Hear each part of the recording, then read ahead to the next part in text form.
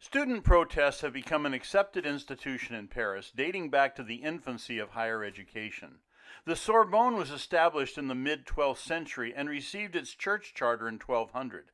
The institution became one of the first European universities and most prestigious due to a curriculum focused on theology. The Sorbonne was operated and protected by the Catholic Church. Students wore robes and shaved the tops of their heads to symbolize their protection by church authorities. They were not subject to the king's laws or courts. Many students were admitted young, between the age of 13 and 14, and remained for 6 to 12 years. The majority came from aristocratic families who could afford the tuition. Their independence from civic authority resulted in conflicts periodically.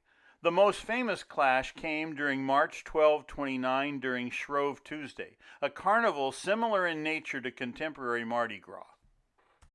Revelers wore masks and drank profusely. A dispute over a bill in the Saint Marcel quarter resulted in a vicious physical confrontation, with the owner injuring several students. The next day, Ash Wednesday, a larger contingent of students arrived at the tavern armed with wooden clubs. They entered the closed property due to the holiday, beat up the proprietor, and destroyed the inside and several adjacent shops.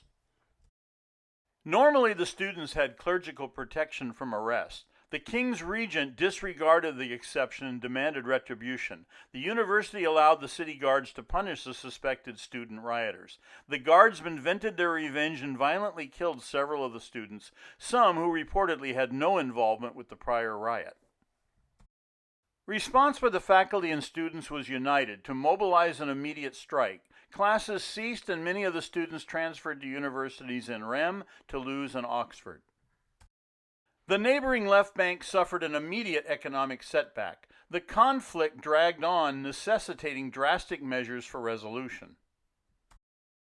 Following 2 years of negotiations, Pope Gregory IX, an alumnus of the University of Paris, issued the Magna Carta for the university, placing the institution under direct papal patronage.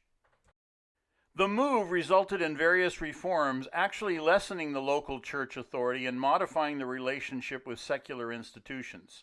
Classes would resume, but future events would ultimately modify the concessions and permit the emergence of secular studies.